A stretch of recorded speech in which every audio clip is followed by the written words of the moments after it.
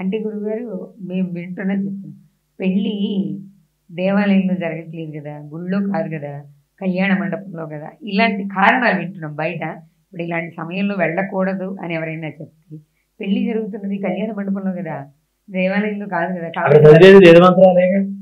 అక్కడ సాక్షాత్ సీతారాముల పఠం పెడుతున్నాగా. మరి నీకు ధైర్యం ఉంటే పోయి సీతారాముల పఠాన్ని ఉంటుంది. మీ ఇంట్లో ఉండే దేవుడు గదిలో వెళ్తారా? వెళ్ళలేం కదా.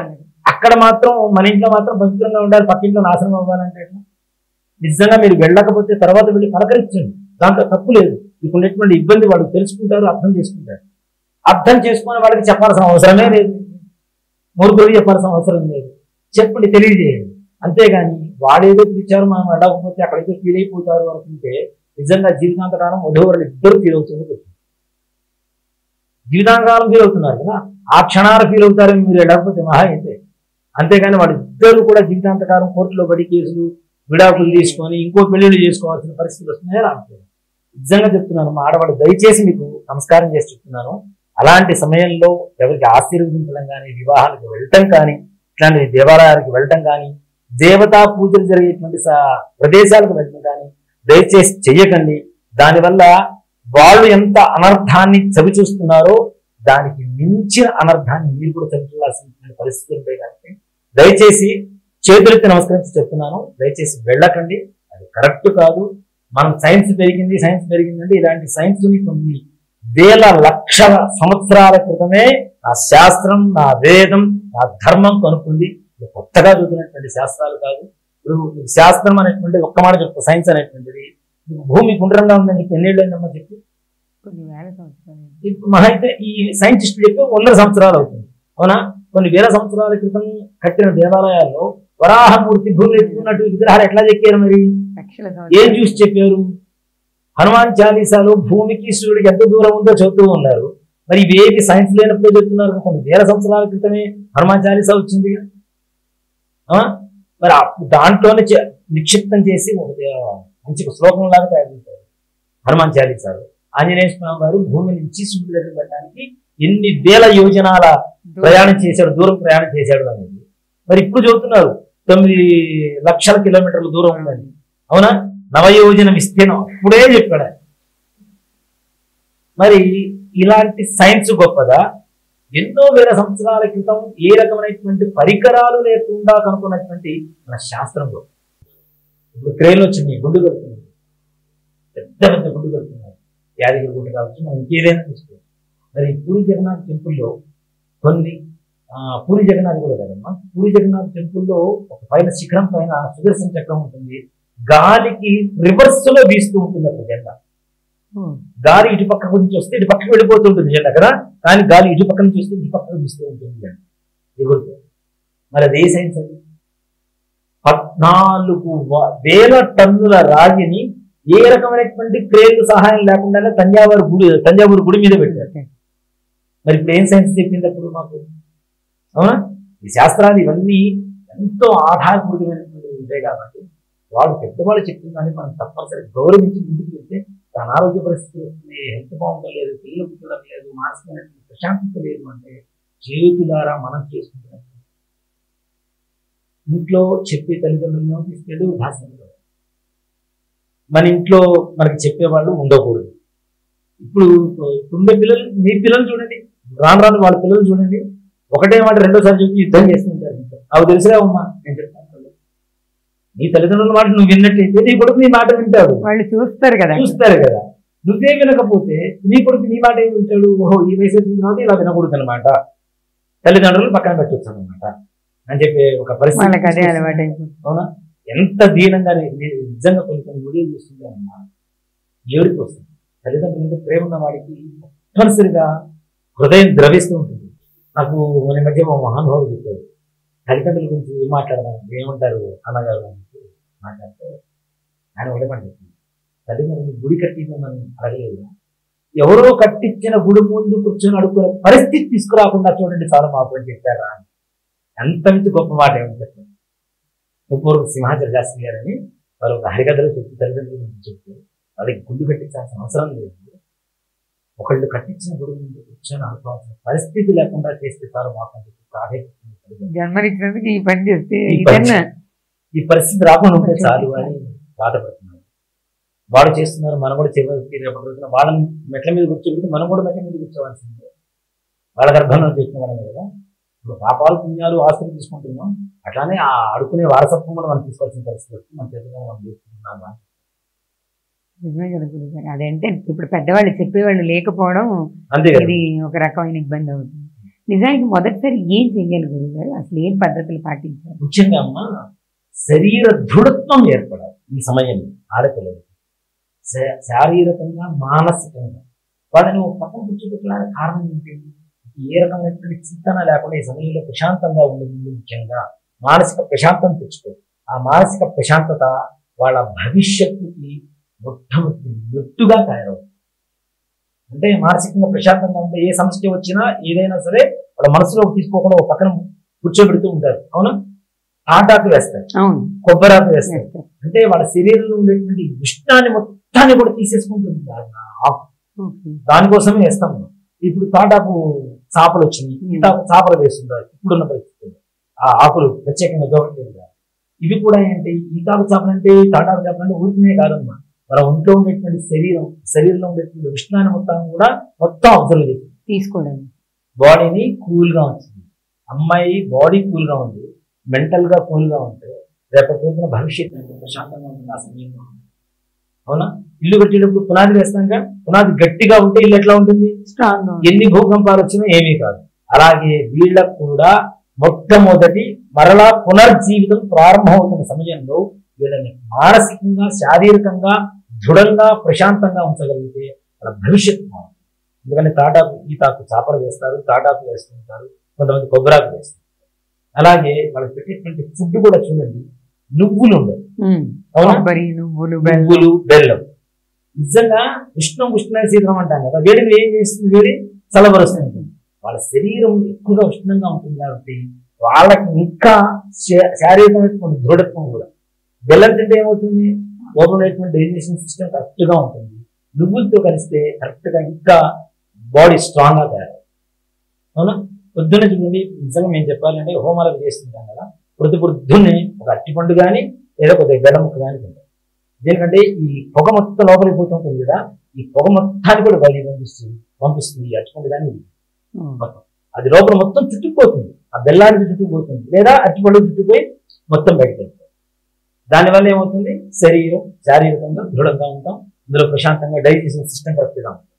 అందులోనూ వీళ్ళకి పెట్టేటువంటి అన్నం ఇవి కూడా ప్రత్యేకంగా చేసి పెడుతుంటారు, కొన్ని ద్రవ్యాలు వేసి పెడుతూ ఉంటారు, నువ్వులు కూడా వేసి పెడతారు. ముఖ్యంగా అంటే ఎంతసేపటికి వాళ్ళని ప్రశాంతంగా ఉంచాలి.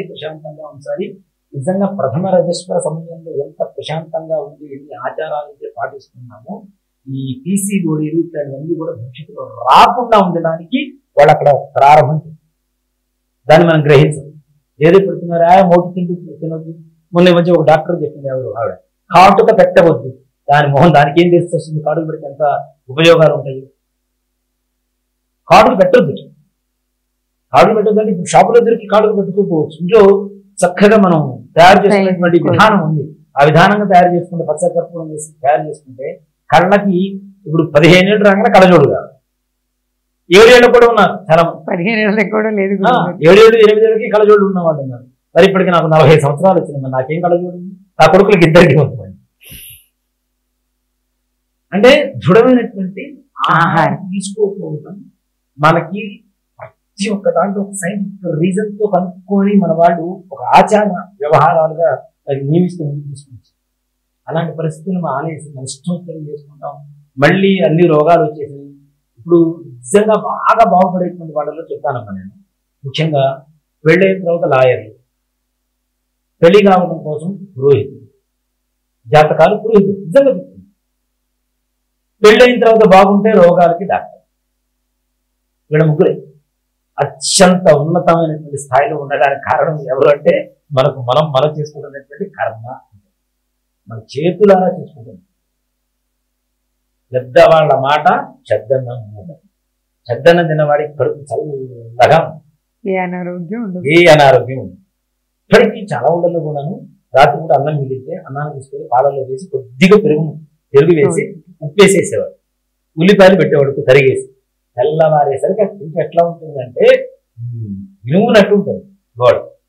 మరి పొలాలు పనిచేస్తారంటే ఎందుకు పనిచేయరు? బ్రహ్మాండంగా పనిచేస్తారు. మీరు లంబసింగి అని ఒక ఊరు ఇక్కడ మన వైజాగ్ దగ్గర. లంబసింగి, చింతపల్లి, ఇలా కొన్ని విలేజెస్ ఉన్నాయి అక్కడ. నర్సీపట్నం నుంచి లోపల ఆంధ్ర ఊటి అని చెప్పి పిలుస్తుంటారు. మీకు మే ఆ టైంలో కూడా మంచు కురుస్తూ ఉంటుంది. తెల్లవారుజాము మాకు దారి కనబడదు, అంత మంచు కురుస్తుంది. అక్కడ నేను ఒక పని మీద వెళ్ళా, ఒక 5 రోజులు ఉన్నాను లంబసింగి. ప్రతి ఒక్కరికి 6 ప్యాక్. ఏం జిమ్ చేస్తారు మీరు, ఏం చేస్తుంటారంటే ఏమి చేయరు, కరెక్ట్ సమయానికి పని చేస్తుంటారు. కరెక్ట్ సమయానికి పని చేస్తుంది. అందరికి కూర్చొని చూస్తుంటే 6 ప్యాక్ ఉంది. నేను అనుకున్నా, ఇక్కడ ఎంత పెద్ద జిమ్ ఉందా, ఎంత పెద్ద వ్యాయామ శాలలు ఉన్నాయా అనుకున్నాను. చూస్తే ఏమీ లేదు. కరెక్ట్ సమయానికి వాళ్ళు అనుకున్న పని ఏదైతే వాళ్ళ పని ఉంటుందో ఆ పని సమయానికి చేస్తారు. డిజార్డర్ కాకుండా చక్కగా పొద్దున్నే లేకుండా ఆ టైంకి పని చేసుకోవడం, పడుకునేటప్పుడు పడుకోవడం. మరి ఇప్పుడు ఆడవాళ్ళు కూడా ఏం చెప్తున్నారు, పొద్దున్నే 3 పనులు చేయించేది బాగుంటుందని చెప్తున్నారు. పొద్దున్నే లేవడం, 4ంటికి మొహం కడుక్కొని స్నానం చేయటం, అప్పుడు ఇల్లు శుభ్రపరచుకోవడం. ఈ 3 చేస్తే ఇంట్లో దౌర్భాగ్యం, దరిద్రం అనేటువంటి మాట ఉండదు. వీళ్ళ శరీరంలో అనారోగ్యం అనేటువంటి మాట అంతకంటే. ఇవి చేయం.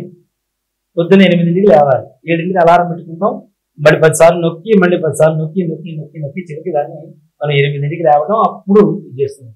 సూర్యుడు వచ్చిన దంపదామనే పనికిరాదని చెప్తున్నాం. అవునా? ఆ సూర్యుడు ఎదురుగా నిల్చొని నీకు లేవు నాకున్నాయి పడ్డని చెప్పి చూపిస్తూ ఉంటాం. ఆయనకి లేవు కదా, దక్షయజ్ఞంలో రాలిపోయినాయి కదా ఆయన. అందుకని సూర్య భగవాన్ ఎదురుగా దంపదామని ఊహించేంటే ఆయన ఎక్కిరిస్తున్నాడు.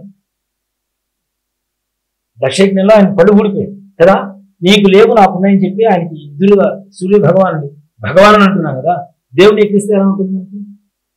పైగా దేవుడు ఎదురుగుండా మనం ఈ బ్రష్ చేయడం ఇదంతా తప్పు కదా, ఆయనకు అభిముఖంగా. అందుకే తూర్పుకి అభిముఖంగా చేయకూడదు. తెల్లవారే లోపల దంపదామం లోపల చేయాలంటాం. అందులో కూడా ఒక చోట నిలబడి మాత్రమే చేయాలి. బ్రష్ నోట్లో పెట్టుకొని చెవి దగ్గర పెట్టుకుని అటు ఇటు చేయడం వల్ల ముఖ్యంగా పూర్వకాలం, ఇప్పుడంటే బండలు ఇవన్నీ ఫ్లోరింగ్లు వచ్చినాయి. పూర్వకాలంలో ఎక్కువగా మొత్తం నేల ఉండేది, మట్టి మొత్తం. అవునా? ఈ మట్టి దగ్గర కూడా ఈ దంతదాహం చేసి బయట ఉమ్మేస్తుంటారు కదా లాలాజలంలో రాత్రి ఉన్న లాలాజలంలో విషం ఉంటుంది కాబట్టి కింద పడితే కింద ఉండేటువంటి చీమలు, దోమలు, ఇట్లాంటి సూక్ష్మ క్రిములకి ప్రాణహాని జరుగుతుంది. కాబట్టి అది కూడా నేరమే, ఘోరమే. కాబట్టి ఒక చోట నిలబడి దంతదాహనం చేసుకోవాలని చెప్తున్నారు. దాని వెనకాల కూడా ఇంకో జీవిని కాపాడడం అనే ఒక రహస్యం ఉంది. సో ఇవన్నీ మానేస్తున్నాం. ఆహారం వాళ్ళకి నియమంగా పెట్టాలి, వాళ్ళకి దూరంగానే ఉంచాలి. ఎప్పుడు వ్యక్తులు ముట్టుకోవటం వల్ల నిజంగా మాట చెప్పాలి అంటే సైంటిఫిక్ గా మనం ప్రూవ్ చేయలేకపోవచ్చేమో, కానీ ఇప్పుడు రజస్వర సమయంలో అనేక రకాలైనటువంటి ఆడవాళ్ళ ముక్కలు చూస్తుంది. అందరి మనస్సు నిర్మలంగా స్వచ్ఛంగా ఉందని చెప్పడానికి లేదు. ఎవరైతే వాళ్ళను ముట్టుకుంటూ ఉంటారో వీళ్ళలో ఉండేటువంటి నెగిటివ్ ఎనర్జీ కూడా వాళ్ళలో తొందరగా. అవును, చూడండి, అంటే రజిస్టర్ సమయంలో అసలు మగవాళ్ళు అసంముక్తం. దేనికి ముక్తుంది? ఆ సమయంలో వాళ్ళ మనస్సులో కలిగేటువంటి కోరికలు ఏవైతే ఉంటాయో దృఢంగా ఉంటుంది. అలాగే ఆడవాళ్ళు కూడా ముట్టుకుంటే ఏమవుతుంది, వీళ్ళ దగ్గర ఉండేటువంటి ఎక్కువ వస్తుందని నమ్మాలి కదా, మరి అప్పుడు నమ్మాల్సిందే కదా. సో కాబట్టి అంటే ఆ సమయంలో స్నాన సమయంలో తగ్గించే మిగిలిన సమయాలు అందులో 3 రోజులు 4 రోజులు తీసుకులేచేస్తాం. పూర్వకాలంలో 9 రోజులు 9వ రోజున చక్కగా పండుగ చేస్తాం. మా ఇంట్లో రజిస్టర్ అయిన అమ్మాయి అండి, నాకు ఎవరైనా సంబంధాలు ఉంటే చెప్పండి చెప్పడం తెలియజేయడం కోసం చక్కగా నలుగురిని ఇచ్చి చక్కగా చేసి, అంతేకాకుండా అప్పుడు కూడా నువ్వులుండలే ఇచ్చేవాడు. నువ్వులుండలు, శనగలు, ఏవైతే గురుగ్రహ, శనిగ్రహ, కుజగ్రహ దోషాలు ఉంటాయో అవన్నీ కూడా ఇది పంచడం ద్వారా కూడా అమ్మాయి జాతకంలో పరిహారం జరుగుతుంది. గురువులు అంటే శనగలు నానబెట్టిస్తాంగా, తాంబూలం ఇస్తాంగా, అట్లా నల్ల నువ్వులు అవి ఇస్తాంగా, అట్లా బ్లౌజ్ పీస్ ఇస్తున్నాంగా, వస్త్రము అంటేనే కుజుడు కదా. కాబట్టి ఇవన్నీ కూడా ఇస్తున్నాము అంటే ఏమవుతుంది, అమ్మాయికి ఉండేటువంటి రజస్కర సమయంలో ఉండేటువంటి దోషాలు భవిష్యత్తుకు ప్రతిబంధకాలు కాకుండా ఆ దోష పరిహారం జరగడం కోసం ఇవన్నీ కూడా చక్కగా అందరినీ పిలిపిస్తున్నారు. రజిస్టర్ అయిన అమ్మాయి ఉంటేనే కదా. పూర్వకాలంలో అంటే ఓకే 10 ఏళ్ళకి 12 ఏళ్ళకి పెళ్లి వివాహం చేసేవాళ్ళు. అది రజిస్టర్ పూర్వకం. రజిస్టర్ అనంతరం కాదు, రజిస్టర్ పూర్వకంగా వివాహం చేసేవాళ్ళు. రజిస్టర్ కాకముందే వివాహం జరిగేది. దేనికి? ఇందాక నేను చెప్పినట్టుగా ఎవరైనా మగవాళ్ళు ముట్టుకున్నా కూడా వాళ్ళ మనసులో ఉండేటువంటి ఆలోచన మారిపోతుంది, దృఢంగా ఉంటుంది కదా. కాబట్టి ఎవరినైతే మానసికంగా భర్తగా ముందుగా మెంటల్ గా ఫిక్స్ చేస్తున్నారో రజస్వలానంతరం కూడా నా భర్త వాడే, రెండో ఆలోచన రాకూడదు, పరపురుషుల మీద దృష్టి కలగకూడదు అని చెప్పి మెంటల్ గా ఫిక్స్ చేయటమే రజస్వల పూర్వక వివాహానికి ఉండేటువంటి కారణం. అందుకే అప్పుడు విడాకులు లేవు, ఉండేది కాదు.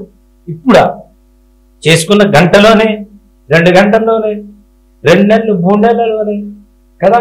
ఎందుకు అవుతున్నాయి? మన పిల్లలు మంచిగా ఉంచండి, మంచి ఆలోచనతో ఇవ్వండి. ఇంకోటి కూడా చెప్తాను, ఈ మధ్యకాలంలో అతిగా ఎక్కువగా చూస్తున్నది రజస్వరం ఆడపిల్లని తండ్రి కూడా స్పృశించకూడదని చెప్తాను. అలాంటిది ఇక్కడ కూర్చోబెట్టు, అది ఎంత తప్పు. ఈ విషయానికి ఏంటి అని చెప్పి అడిగితే నేను చెప్తాను, స్త్రీనా ద్విగుణమాహారో బుద్ధిశ్చాపి చతుర్గుణం సాహసం షడ్గుణం చేవ కామోష్టగణం ఉచ్యతే అని చెప్పి శాస్త్రం. ఇది నేను చెప్తున్నది కాదు, సాక్షాత్ శ్రీకృష్ణుడు చెప్పినటువంటి శ్లోకం, నీతి శాస్త్రంలో ఉన్నటువంటి శ్లోకం. ఎందుకు ఇది ఎలా అంటే, ద్రౌపది పాండవులు వనవాసానికి వెళ్ళారు. ఆ సమయంలో ఒక పండు కోస్తారు, ఒక చెట్టు కోస్తే ఆ చెట్టుకు ఉండేటువంటి పండు ఎవరు కొయ్యరాదు అనేటువంటిది నియమం. కోసిన పండు మరలా చెట్టు కనిపించాలి అంటే ఎవరు మనస్సులో ఉండేటువంటి కోరికను వాడు చెప్తే ఆ పండు వెళ్ళి ఆటోమేటిక్గా ఆ చెట్టుకు అంటుకుంటుందని చెప్పి శ్రీకృష్ణ పరమాత్మ చెప్తారు. చెప్పినప్పుడు పాండవులు అందరూ 5 రకాలు చెప్తారు. ద్రౌపదిని అడుగుతాడు, ఏంటి నీ కోరిక ఏంటంటే ఏదో చెప్తుందా, అది పండు వెళ్ళదు. పక్కకి తీసుకెళ్ళి రహస్యంగా అడుగుతాడు శ్రీకృష్ణుడు, ఏంటి అంటే ఈ 5 కాకుండా కర్ణుడు కూడా నా భర్త అయితే బాగుండు అని చెప్పి చెప్పింది. అప్పుడు వెళ్ళి పండు వెళ్ళదు. అవునా? ఆడపిల్లలు ఒక వయసు వరకు మాత్రమే మనం ఏదైనా ఒక ఇదిగా చూడాలి. వాళ్ళని ఆ పవిత్రత అనేది మనం కాపాడకపోతే నిజంగానే వాళ్ళ రోజున మరి తండ్రి అట్లా కూర్చోబెట్టుకున్నప్పుడు ఎవరు ఏ స్నేహితుడు భుజం ఇచ్చేదేసిన ఏం మాట్లాడడానికి లేదు. ఒకప్పుడు అంత దూరాన అమ్మాయి ఉంటే ఇక్కడ నుంచి అబ్బాయి మాట్లాడే పరిస్థితి నుంచి పక్కన భుజం మీద చేయి వేసుకొని ఇది కామన్ రీడింగ్ ఇది అంటారు కదా, దానికి ఒకే మంచం మీద కూర్చొని చదువుకునే పరిస్థితి వరకు మనం తీసుకొస్తున్నాము అంటే మన పిల్లలు రేపటి రోజున భవిష్యత్తులో ఎలా ఉంటుంది? ఫ్రెండ్స్ ఫ్రెండ్స్ ఫ్రెండ్స్ ఫ్రెండ్స్ ఎంతవరకు ఫ్రెండ్స్ అది అవునా కాదు? ఫ్రెండ్షిప్ కూడా ఒక లిమిట్ అనేది ఉంది కదా. మరి వీళ్ళు తీసుకెళ్ళి ఇంకో భారీగా చేస్తున్నాం కదా, అది తప్పు కదా. అది ఎక్కడి నుంచి వస్తుంది? మొట్టమొదటిగా తండ్రి స్పర్శించాలి. తండ్రి ఎంతవరకు ఆడపిల్లని స్పృశించాలి అంతవరకే స్పృశించాలి. కానీ రజస్వరానంతరం వారిని లక్ష్మీదేవి స్వరూపంగానే తప్పనిసరిగా చూడాలి, భగవత్ స్వరూపంగా చూడాలి, శక్తి స్వరూపంగానే.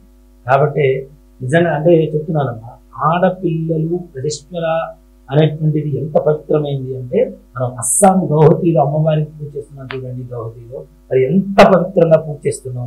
నెలకోసారి రజస్వర అవుతూ ఉంటుందని చెప్పి అంటూ ఉంటాం. అలాగే మన కేరళలో కూడా ఒక దేవాలయం ఉంది. కేరళలో చెంగన్నూరు భగవతీ టెంపుల్, అక్కడ కూడా ప్రతి నెల ఇలా ఋతుక్రమం జరుగుతూ ఉంటుంది. ఆ 3 రోజులు కూడా ఆడవాళ్ళ లోపల పూజ చేస్తారు. 4వ రోజు పొద్దున్నే పంపా నది దగ్గరికి ఉత్సవ విగ్రహాన్ని తీసుకుని వచ్చి మంగళా స్నానం చేయించి మరలా అంబారి మీద ఊరేగించి తీసుకుని వస్తుంది. మరి అంత పవిత్రంగా అది చూస్తున్నప్పుడు మన ఇంట్లో ఉండాలని ఎంత పవిత్రంగా చూడాలి మనం కూడా కదా. అస్సంగవతి అస్సంగవతి అని చెప్పి ప్రతి ఒక్కరు పరిగెడుతున్నారు ఇప్పుడు వాటి రోజున. అక్కడ ఉన్న స్వరూపం ఏంటి? అమ్మవారు స్త్రీ స్వరూపమే కదా.